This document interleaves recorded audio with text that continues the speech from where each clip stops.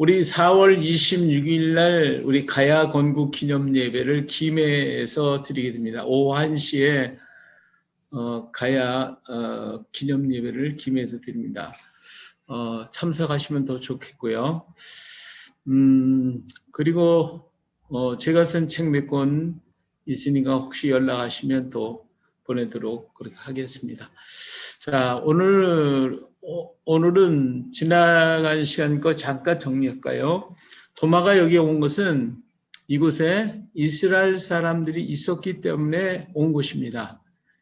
예수님께서 다시 말하면 잃어버린 양을 찾아가라 하시는 그 말씀을 이루기 위해서 땅끝까지 가겠다고 하는 것이 그 도마의 생각이었고 또 그 일을 위해서 여기까지 왔던 겁니다. 그렇다고 하면 여기에 이스라엘 사람이 있다라고 하는 증거가 필요하겠죠.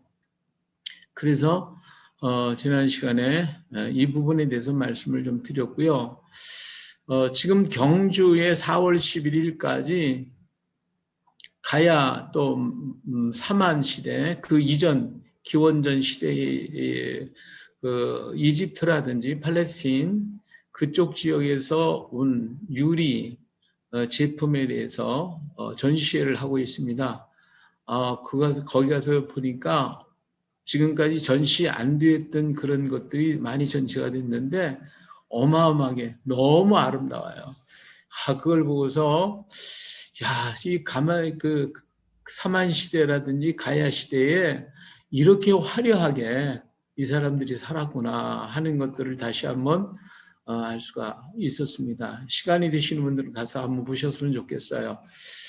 자, 이 가야인은 그러면 누구냐? 우리 사만에 만, 진한, 변한이 있었는데 이 부분들이 이제 위쪽에서는 그 기마민족, 저 북방에서부터 내려온 기마민족들이 바로 이스라엘 민족들과 연관이 되어 있었고요.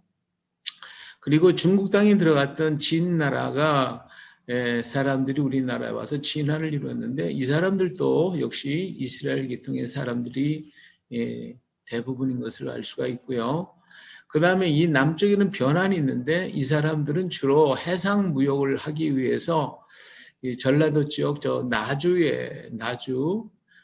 그리고 이 김해 지역 이쪽으로 해서 건너온 사람들이어서 그래서 이 사람들에게 가지고 온 그 유물들을 이렇게 살펴보면 저 북방 고구려 쪽 그쪽에는 그런 물품들이 잘 나오질 않습니다. 근데 이쪽 남쪽으로 전라도 지방 그러니까 마한지안 그 지역 진안 변환 지역에 그런 유물들이 많이 출토되고 있는 것을 볼 수가 있습니다. 그래서 이스라엘 사람이 있다라고 하는 것을 증명하기 위해서 지난 시간에 우리 유물을 통해서 비교해보고 살펴봤습니다. 물론 시간이 없으니까 간단하게 몇 개만 이렇게 정리를 했습니다만은 앞으로 시간이 된다면 더 많이 보여드릴 수도 있겠어요. 도마 행적지를 우리가 지난 시간에 돌아보면서 도마의 손길을 한번 이렇게 돌아봤던 것을 말씀을 드립니다. 자, 우리 가야라고 하는 명칭과 그러면 히브리어하고는 어떤 관계가 있을까? 이번 시간에도 좀 더 깊이 가야 시대와 그리고 히브리어 또 이스라엘과의 어떤 관계성이 있는가를 한번 살펴보도록 하겠습니다. 자, 가야 시대의 그 명칭들이 여럿이 있는데 가락 이것이 이제 한자로 발음을 하기 위해서 한자를 차용하다 보니까 제대로 된 발음을 찾지를 못해요. 이 가락이라고 하는 말이 히브리어로 얘기한다면 키르나 키랏, 다시 말하면 성읍이나 도시 이러한 것에서 한자로 변형되면서 바뀐 것이 아닐까라고 하는 생각을 해보고요. 신라의 이름이 게림인데 이 게림은 키림이라고 하는 이 키르의 복수형으로 보여지기도 합니다. 또 김해를 구야국이라고 얘기를 하거든요. 히브리어에서는 고이, 사람들, 백성, 민족이라고 하는 말인데 또 이걸 조금 바꾸면 고야라고 하면 골짜기, 계곡이라는 의미도 됩니다. 그래서 이 고이나 고야가 구이로 이렇게 변화되고 있지 않았을까라고 하는 거고요. 자, 합천에 가보면 다라국이라고 있습니다. 이 다라라고 하는 말은 구슬 옥자, 밭전자, 옥전이라는 의미인데 거기에는 구슬이 굉장히 많이 출토되고 있고 거기에서 많은 유리라든지 옥이라든지 이런 구슬들이 여기서 굉장히 출토되었고 만들었던 곳입니다. 그리고 여기는 로만 그라스가 대량 이렇게 출토되었고 가장 화려했던 용봉문안 대도문에 있는 칼이 발견된 곳이기 때문에 이 합천은 굉장히 이런 공업이 발전되었던 곳이다라고 말할 수도 있겠습니다. 근데 이 다라라고 하는 말은 히브리어의 다르, 구슬, 진주라고 하는 데서 온 말로서 한자어로다 바꾸니까 다라. 일본에 가서는 이 다마 이렇게 다마, 다라, 다르 이것이 구슬이라고 하는 것으로서 전해져 왔지 않나 그렇게 또 보고 있습니다. 자, 이게 합천에서 나온 다라국 출토의 유물들입니다. 이렇게 많은 옥이라든지 이런 구슬들이 많이 대량 출토가 되고 있습니다. 자, 하마는 안나 또 아라가야라고 얘기를 하는데 일본에 가니까 일본도 역시 아라나 안나라고 얘기를 하고 히브리어에서는 아르라고 하는 성읍 나라라고 하는 의미에서 발전이 되었을 것이라고 보고 있고요.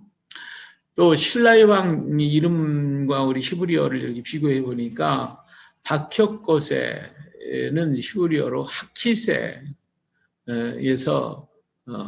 왔다 그렇게 볼 수가 있습니다.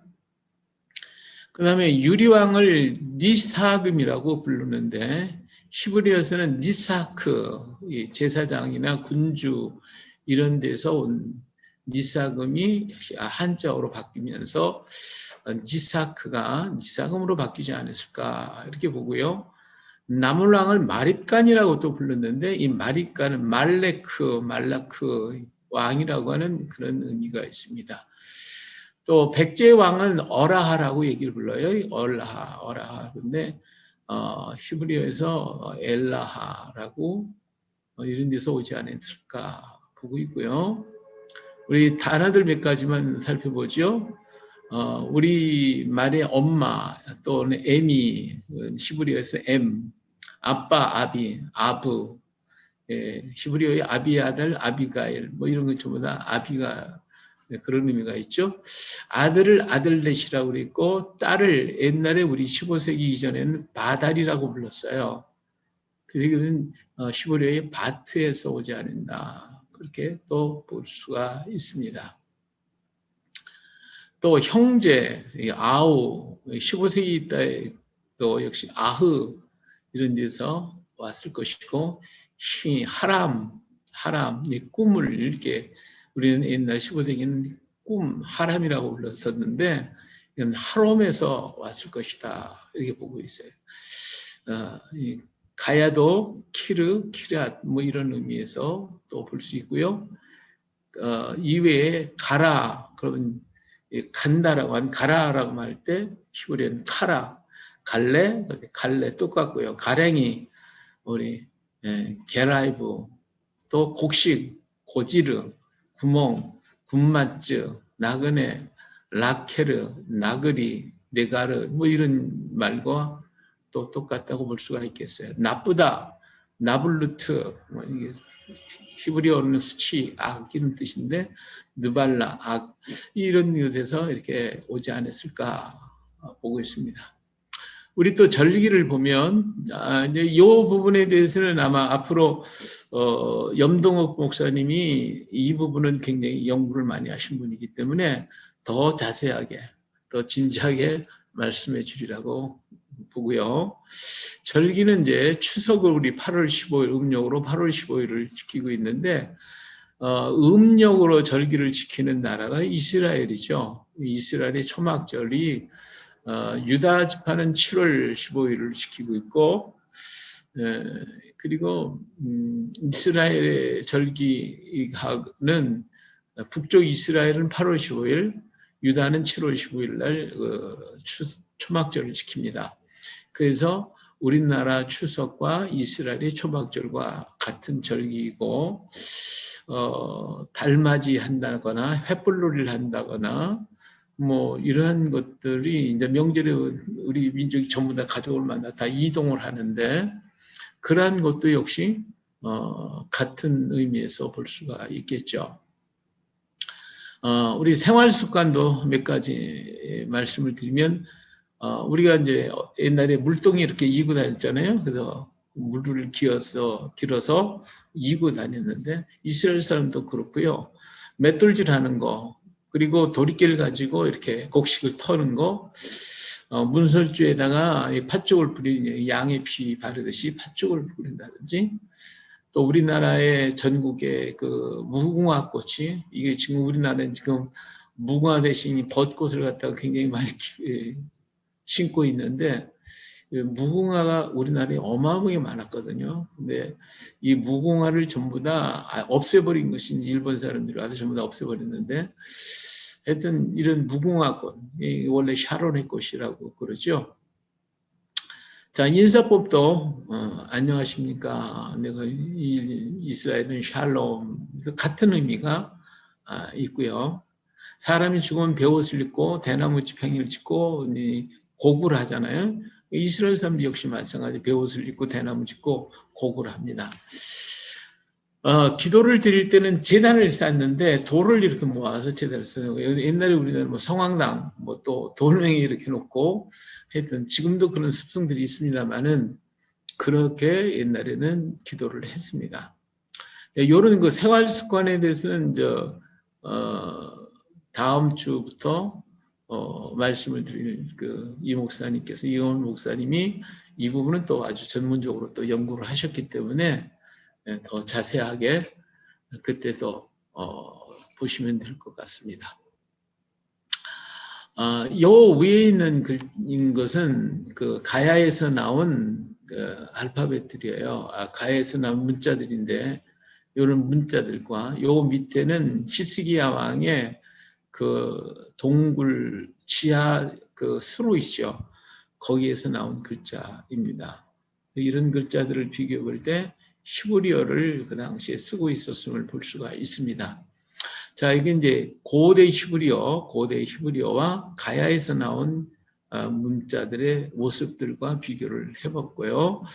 여기는 기원전 15세기, 이건 기원전 10세기에서 기원전 5세기의 글자 모양인데 요것을 또 연구를 많이 하신 분이 염동욱 목사님이 이제 여기에 대해서 전문적으로 연구를 하신 분입니다. 이분은 고대 히브리어를 연구하셨고 우리 고어를 공부하신 국문학의 고어를 전공하신 분이기 때문에 이런 부분에 대해서는 아주 세밀하게 말해주리라고 생각합니다. 그때 꼭 들으셔서 좋은 것을 좀 배우셨으면 좋겠어요.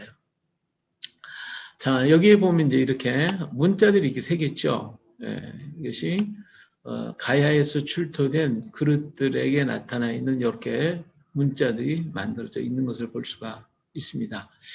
근데 이런 것이 바로 기원전 10세기에서 BC 6세기 바벨론이 아예 멸망할 때까지 이스라엘 왕국에서 사용하던 문자들이었다. 이렇게 볼 수가 있습니다. 종교학자 클라크는 석굴암에 있는 석굴암에 석굴암 부처가 있고 주변에 이제 12나한 이렇게 있는데 이 나한들을 가만히 보면 유대인의 코를 가지고 있다고 그렇게 지적을 하고 있고요. 한국의 불교 전래사에는 상당수 인도와 유대에서 인도 유다인들, 즉 검은 유대인들 또 혹은 부슈라고 불리는 불교를 숭상했던 유대인들이 대거 백제에 왔을 것이다 라고 하는 그런 말도 또 했습니다. 그러니까 불교 그러면 이스라엘과 아무 상관이 없다고 생각할 수도 있겠지만 그것이 아니라 유대인들 중에서도 불교를 믿었던 그런 사람도 있지 않았겠나 이렇게 또 보고 있습니다. 우리 보면 마라난타나 무코자 이런 사람들이 흑인으로 밝혀내 되어 있는데 여기 검을 흑자를 써놨는데 이런 부분들 또 고려 시대까지만 해도 쌍화점이나 회회인이 이런 이 서역인들이 활동하고 있었던 것을 볼 수가 있습니다. 그리고 그렇기 때문에 가야 사람들, 이 사만에 살고 있었던 사람들의 모습과 그들의 행위, 생활 여러 부분에서 살펴볼 때에 그들은 누구였을까 하는 거죠. 가야인은 이스라엘과 유다인과 너무나 닮았다는 거예요. 너무 흡사하다. 예. 그리고 그들의 모든 사역지를 다 돌아볼 때 그래요. 앞으로 또 일본으로 이제 우리 여기서 대부분 많이 건너가는데 일본에 건너가는 사람들의 생활과 그들의 유물, 그들의 장례 문화 이런 것들을 보면 또 전부 다 유대인들과 닮았던 것을 볼 수가 있습니다. 우리나라에도 이제 장례 문화라든지 이런 것도 이 당시의 장례 문화 다음에 또 기회가 되는 또 말씀을 드리도록 하죠. 자, 김수로는 과연 누구였을까? 갑자기 뭐 삼국유사에 보면 김수로가 갑자기 태어나는데 도대체 그 사람은 누구였을까? 김수로 왕은 흑해 옆에 있는 스키타이 출신인 것을 알 수가 있습니다. 왜냐하면 이 가야에 나타나 있는 금세공을 한 방법이 있는데 그 금세공을 아주 굉장히 정밀하게 아주 잘 만들었어요. 근데 거기에 그 스키타이 민족만 사용하는 그런 문양들이 있어요. 그런 문양들이 가야의 모든 그릇마다 금 세공한 데마다 나타난 것을 볼 때에 그들은 스키타이 출신이었다라고 하는 것을 알 수가 있고요. 우리 성경 골로새서 3장 11절에 보니까 수고디아인 바로 이 사람들이 스키타인들인데 왜 이 사람들이 나타났겠어요? 이 사람들이 이스라엘 사람들과 어울리고 있었다는 것, 관계가 많았다는 것을 얘기해 주고 있습니다. 그래서 북방에 있는 이스라엘 민족이나 남쪽에 있는 유다 민족들이 그들이 비단길을 따라 쭉 옮겨 다니면서 그 지역에 있었던 사람들과 이렇게 계속 혼혈을 이루어 가고 있는 것을 보고 그리고 그들이 이제 이스라엘과의 계속 깊은 연관 관계를 갖고 거래했던 것들을 이런 역사를 통해서 우리가 살펴볼 수가 있습니다. 자, 이것이 이제 기마민족이 가지고 있는 그런 그 동복이라고 하는 건데, 이게 중국에서 나와 있는 여러 동복들을 이렇게 보여주고 있습니다. 우리 김해의 동복이나 중국에서 또 러시아 계통에서 나온 이 동복들이 같죠. 이것을 꼭 가지고 다닙니다. 왜냐하면 이것이 모든 밥을 해 먹는다거나 물을 떠 먹는다거나 어디를 갈 때 전부 다 이게 필요한 거예요.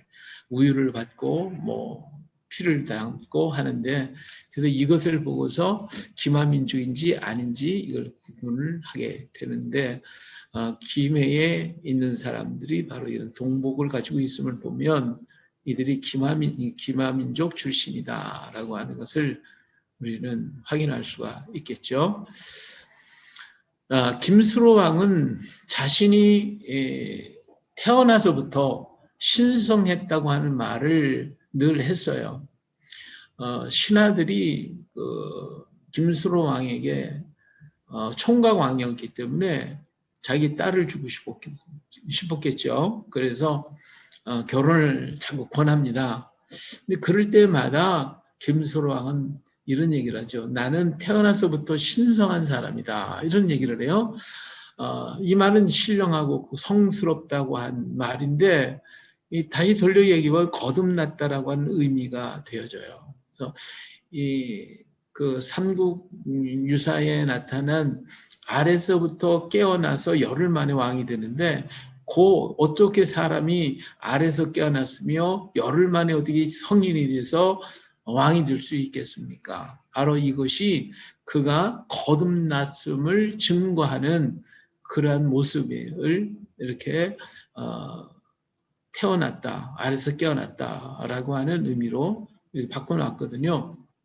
그래서 그랬기 때문에 자기가 거듭났고 예수 그리스도를 영접했기 때문에 신성하다, 나는 거룩한 사람이다라고 하는 말을 했다라고 하는 한 가지 의미가 있고요. 또 한 가지는 그가 이스라엘 사람이었기 때문에 자신은 선민이라 아무하고도 결혼하는 게 아니라 선택되어져 있는 그 이스라엘 사람과 나는 결혼을 해야 되겠다라고 하는 그 말을 아마 도마가 계속해서 가르쳐 주신 것이 아닐까. 그래서 그는 아무 여인과 결혼하지 않았던 것을 알 수가 있습니다. 그래서 도마가 중매해서 보내줄 때까지 기다린 사람이 김수로 왕입니다.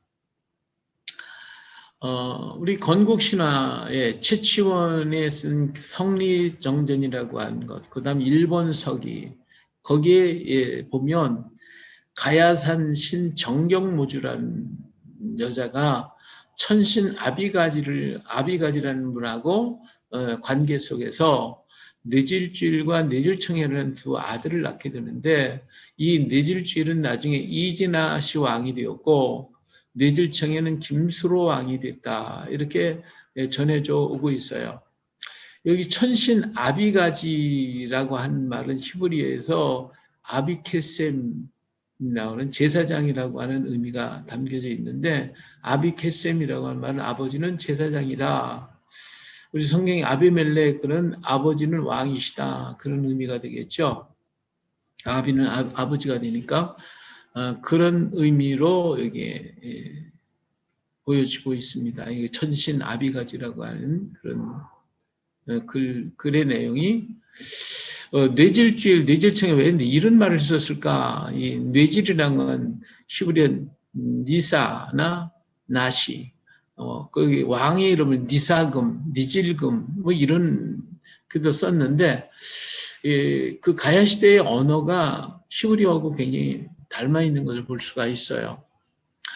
군주나 왕을 가리켜서 나시크, 니사크, 느시캄, 뭐 이런 것으로 사용되어 있는데, 바로 이 제사장이나 왕, 군주, 이런 언어들이요, 한자로 이렇게 차용하다 보니까 많이 변질이 되어져요. 상당히 많이 바뀌어지는 것을 볼 수가 있어요.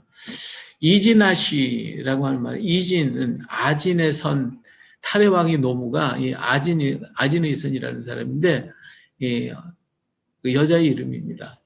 이 사람은 이제 강력한 병력과 무기 이런 걸 가지고 있는, 의선이라는 건 여인을 얘기하고 있다. 그러니까 귀부인, 이런 의미가 담겨져 있죠. 그래서 신라의 그 탈해 왕은 그 어머니가 굉장히 여걸, 그 무기를 다루고 무력적이고 굉장히 많은 병력을 가지고 있는 그러한 여인이었다. 이런 의미도 또 우리는 찾아볼 수가 있어요. 자, 우리 이제 김수로 왕을 얘기를 잠깐 접고 이제 허황오에 대한 얘기를 좀 하겠습니다. 김수로 왕의 부인이 허황옥입니다. 나중에 결혼해서 이제 왕비가 됐기 때문에 허황후라고 하는 이름을 부르게 되는데, 본래 이름은 황옥입니다.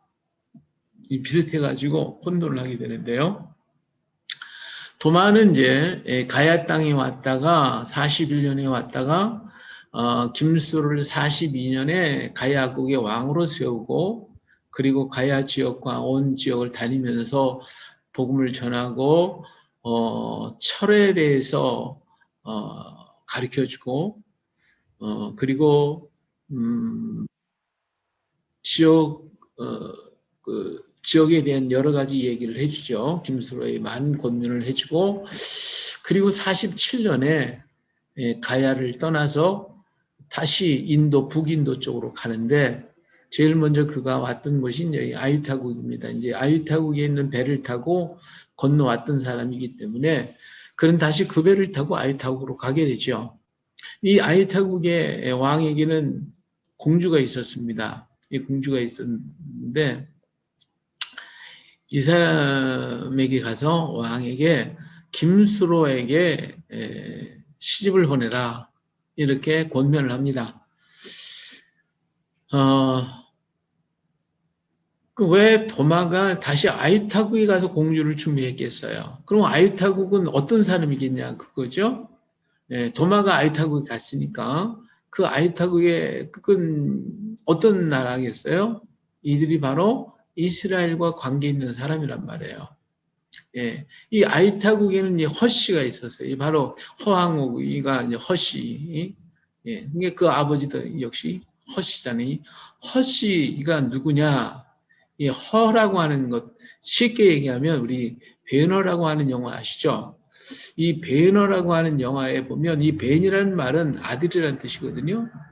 이 허라고 하는 말은 허씨, 예, 이게 벤, 허씨의 아들이라는 뜻이에요. 그러니까 배너는 허의 아들이다, 허의 후손이다 그런 의미가 되죠. 예, 그래서 허의 후손에 대한 얘기가 배너의 영화 배너가 되죠.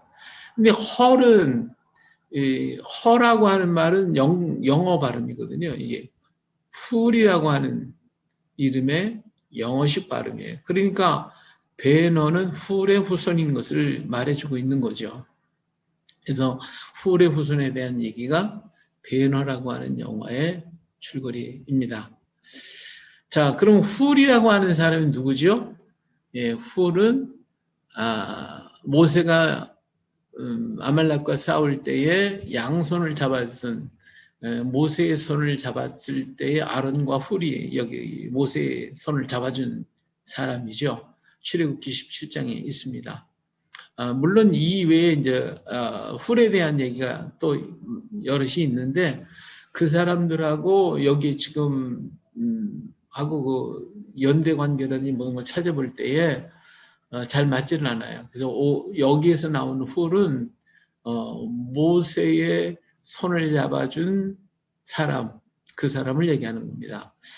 예, 요세푸스는 바로 이 훌은 모세의 누이 미리암의 남편이라고 정의를 했어요. 그리고 훌이라는 말은 빛난다, 고귀하다, 존귀하다는 의미를 가지고 있죠. 그런데 이 훌이 우리는 성경에서 잠깐 나타났다가는 사라져요. 모세의 손을 잡고 같이 기도했다고 하는 그 장면, 그리고 출애굽 사건에서 몇 가지 나오더니 없어져 버리고 하는 거예요. 그게 이상하잖아요. 이게 바로 출애굽 24장으로 끝으로 막을 내리게 되는데 모세가 시내산에 오르기 전에 아론과 훌을 불러다가 내가 이제 하나님의 부름 받고 산에 올라가는데 내가 없는 동안에 이 백성을 다 다스려 달라고 하는 그런 부탁을 하고 산에 올라가게 됩니다. 그런데 40일 동안 모세가 산에 올라가 있었죠.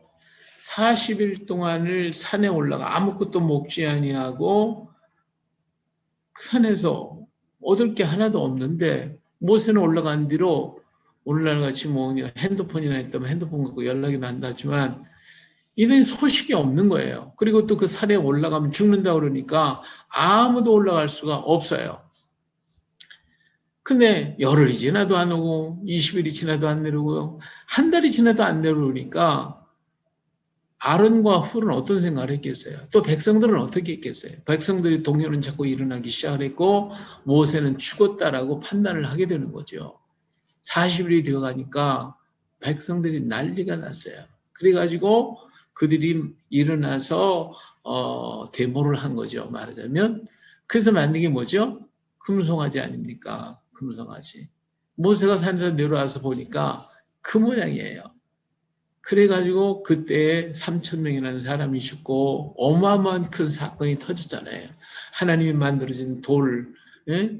쉽게 하면 깨뜨려버리는 이런 일들이 아주 일어났는데, 자, 그러면 아론하고 훌을 통해서 백성들을 이렇게 지도하도록 했는데 이들이 잘못 지도해서 백성들이 그렇게 우상을 만들어 섬기도록 만들어 놓은 책임이 아론과 훌에게 있는 거예요. 아론과 훌, 그를 불러다 놓고 어떻게 된 일이냐 하고 물어봤더니 변명만 하잖아요.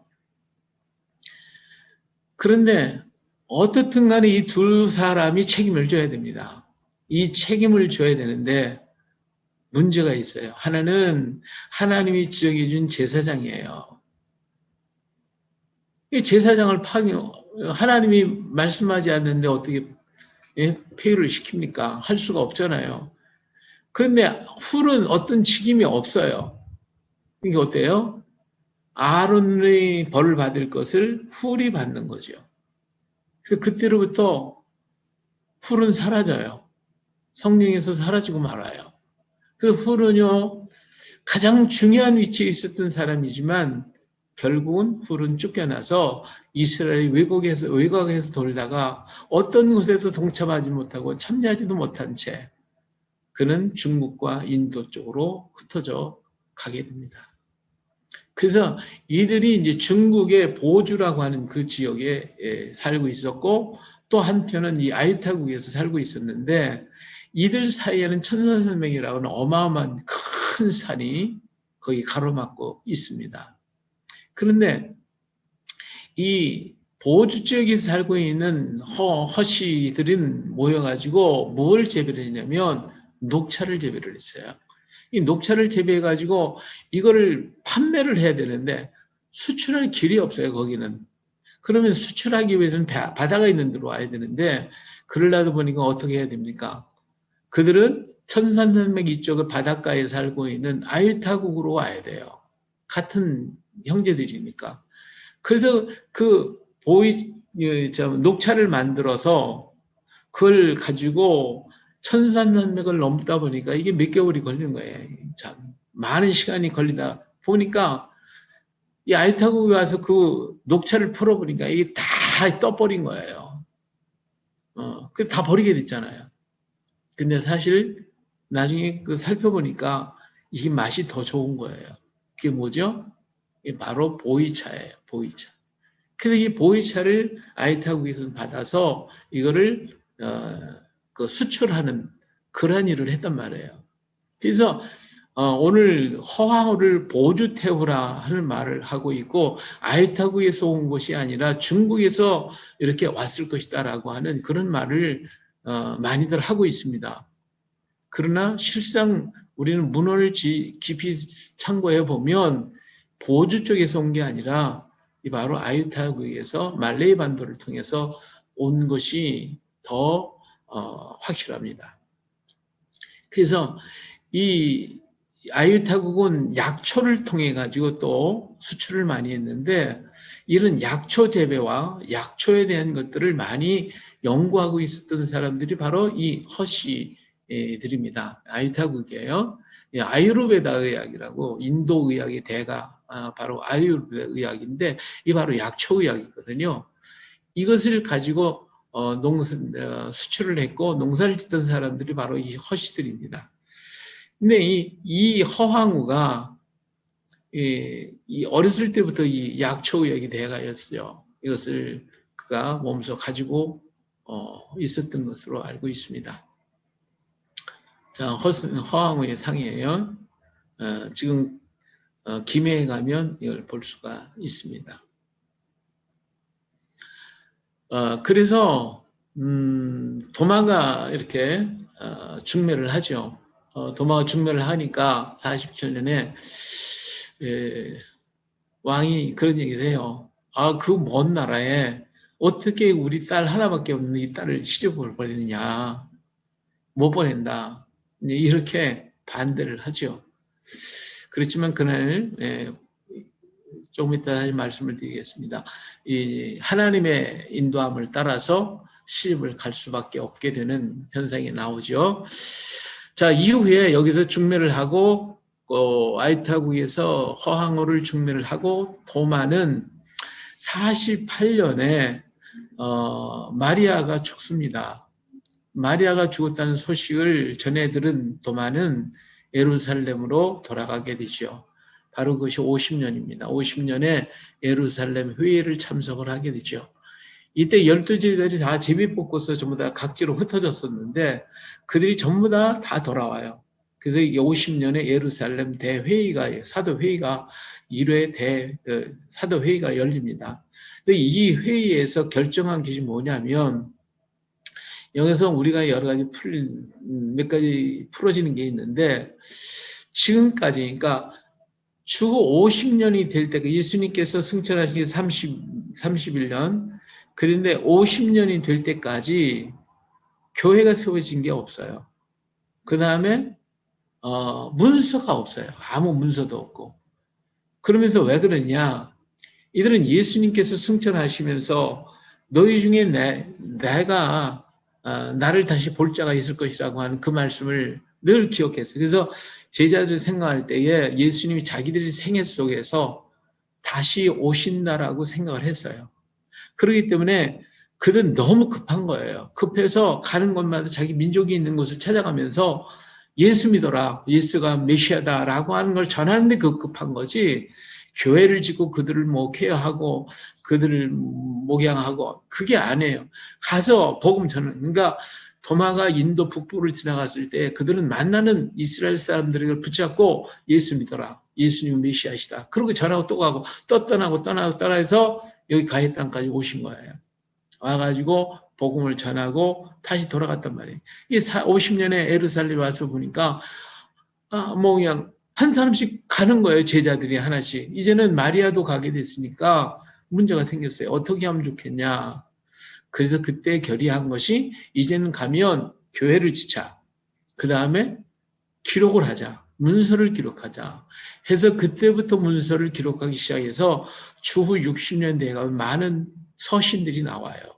그리고 70년대에 가면 사복음서가 만들어져요. 계속해서 문서들이 만들어지고 100년 가면 요한계시록으로 모든 문서가 끝을 맺게 되죠. 그래서 이 50년 회의가 굉장히 중요해요. 도마는 바로 50년에 예루살렘에 나타나서 복음을 전하고 52년에 그는 다시 인도 남부 첸나이로 건너가게 됩니다. 그리고 72년에 첸나이에서 순교를 하게 되죠. 그래서 52년에서 72년 동안 20년간 있었는데 아마 그때에 다시 한번 이 땅에 오지 않았을까? 그렇게 한번 생각을 해볼 수가 있습니다. 근데 그런 증거가 있어요. 있는데 그것을 우리가 뭐라고 말씀드리기가 좀 어려워서 아직까지는 좀 그렇지만 그런 증거들은 있어요. 자, 허황무기가 이제 다시 돌아가서 김해로 오게 되죠. 이제 김해로 오는데 도마는 47년에 김해를 떠나서 아유타국에 돌아가서 중매를 했으나 이제 거부를 했다고 그랬죠. 근데 그날 밤에 이 왕의 내외가 꿈을 꿔요. 꿈을 꾸는데 그 꿈 얘기를 합니다. 그 꿈 얘기를 나중에 허황무기가 김수로왕을 만나서 그 얘기를 쭉 하는데 그때에 상제께서 나타났다. 상제, 하나님이 나타냈다라고 하는 거예요. 하나님이 나타내서 허황무기를 김해로 보내라. 김수로는 내가 택한 사람이기 때문에 보내라라고 하는 하나님의 명령을 받습니다. 그때 기록된 문서에 상제라고 하는 말을 씁니다. 이 상제. 이 상제라고 하는 말은 중국에서 쌍따이라고 하죠. 쌍따이. 누구죠? 샤다이, 엘샤다이의 말을 샹따이라고 불러서 중국 사람은 하나님을 가리킬 때는 상제라는 말을 써요. 그래서 이 상제라는 글자는 다른 사람이 쓰는 게 아니에요. 다른 신들에게 안 써요. 오직 하나님 앞에만 쓰는 글자예요. 그래서 엘샤다이의 하나님, 여호와 하나님을 표시할 때 이 상제라는 말을 써요. 그래서 바로 삼국유사에는 이 상제라고 하는 말을 쓰기 때문에 이 하나님을 말하고 있습니다. 그래서 하나님이 나타나셔서 보내라라고 하는 지시를 받게 되죠. 그래서 허황무기는 아유타국을 떠나서 가게 됩니다. 그때의 나이가 16살이었어요. 그러면서 김수로 왕을 만나서 그 얘기를 쭉 할 때에 본국에 있을 때 지난 5월에 부왕과 모후께서 저에게 말씀하시기를 우리가 어젯밤 꿈에 하늘의 상제를 배웠는데 상제께서 가락국왕 수론을 하늘이 내려보내 왕위 앉게 했으니 신령스럽고 성스러운 분이다. 여기 상제라는 말을 써요. 동견, 황천, 상제, 그렇죠? 가락국 원수, 원군, 수로자 이런 말을 하고 있어요. 또 새로이 나라를 다스림이 아직 배필을 정하지 못했으니 그대들은 공주를 보내 배필이 되게 하라 하는 말을 하시고 하늘 올라가셨습니다. 꿈을 깨었으나 상제의 말이 아직도 귓가에 생생하니 거기도 보니까 상제 지연, 상제의 말씀이라는 말이죠. 상제의 말이 아직도 귓가에 쟁쟁하니 너는 이 자리에서 곧 우리와 작별하고 그곳으로 떠나라 하셨습니다.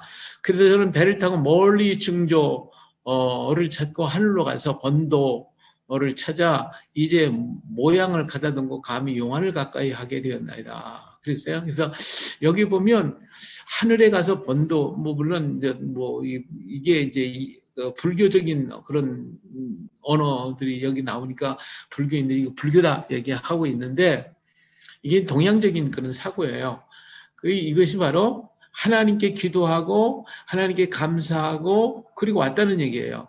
그래서 기도하면서 배 타고 오면서 계속 기도하면서 왔다라고 하는 의미가 되어지는 겁니다.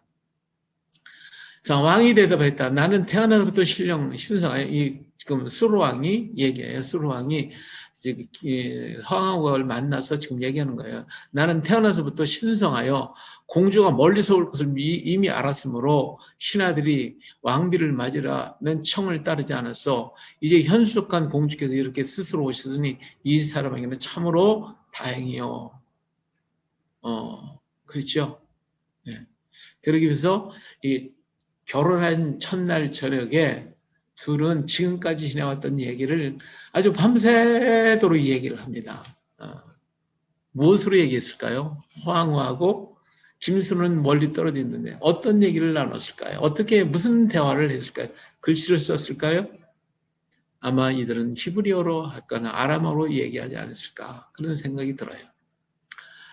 오늘 시간이 다 갔는데 이 하나만 말씀을 드리죠. 파사석탑에 대해서 시조 수로 왕의 비 허황우가 동안 건무 24년 갑신 48년에 서역 아유타국에서 배 싣고 온 것이다. 배가 가벼워 흔들리자 붉은 돌을 싣고 왔어요. 그래서 이걸 파사석이라고 그러는데 이련 스님이 이거 싹 바꿔요. 이련 스님이 말을 파사석을 파사석에다가 탑자라는 딱 써놔요. 그러니까 파사석 탑이 됐어요. 그러니까 파사석이 탑이 돼버리니까 뭐가 됐어요? 허황우는 불교인이다. 이렇게 돼버리는 거예요. 이게 바로 역사를 왜곡하는 거예요. 글자 하나를 가지고 왜곡을 하는 거예요. 그런데 누구든 제일 먼저 이름을 붙이는 사람이 말을 따라 후대 사람들은 말을 하게 되죠. 예. 파사라고 하는 요 글자도 이 글자를 써야 되는데 요 파사를 써요. 여기에 계집여자를 써요. 여자 여자. 파사, 파도를 넘고 모래를 건너서 온 여자란 말이에요. 여자가 가지고 온 돌, 누구의 허황우가 지칭하는 얘기죠. 허황우가 가지고 온 돌이다. 근데 그게 탑이다. 탑이 아닙니다. 그래서 허황과 아유타국에서 가져왔고 배로 왔다고 하는 거, 이제 어떤 분들은 중국을 거쳐 양자강으로 왔다고 하는데 이 말은 거의 안 맞습니다. 그러면 이 돌이 파사석 탑일까? 사실은 탑이 아니에요. 돌이었습니다. 그런데 탑이라고 얘기를 했어요. 그래서 불교화시켰죠. 근데 여기에 이 말을 써놓고 이련이가 상당히 지금 마음이 좀 꺼림하다고 할까요? 이 마음이 조금 그랬던 것 같아요. 그래서 뭐라고 썼냐면 해동에는 아직 절을 세우고 불교를 믿는 일이 없었으니 이는 대개 불교가 전해오지 않았기 때문에 이 지방 사람들이 믿지 않았던 것이다. 이렇게 써놨어요. 그러니까 이련 스님도 역시 이게 탑이 불교가 아니라는 거 알아요. 그런데 거기다 탑자를 써서 불교화 시켜버리고 그 밑에 깨림하니까 요거 말을 써놓은 거예요. 제8대 질주왕 2년 임진이 이르러 처음으로 그곳에 절을 세우고 또 왕후사를 세워 지금에 이르기까지 복을 빌고 있다. 그랬어요. 그래서 이때가 452년이에 절을 세웠다. 왕후사를 세웠다라고 하는 말을 하는데 사실은 불교가 신라에 들어온 게 527년입니다. 이것도 틀린 얘기예요. 그래서 불교계에서 이렇게 자꾸 바꿔가는 그런 모습들을 많이 보고 역사의 왜곡을 불교 쪽에서는 어떻게 하든지 할 것이라고 만들기 위해서 애를 쓰고 있는 모습을 볼 수가 있습니다. 예, 오늘 시간이 많아요. 여기까지 하도록 하겠습니다. 여기에 대한 문제는 다음에 기회가 있으면 더 자세하게 말씀을 드리도록 하겠습니다. 감사합니다.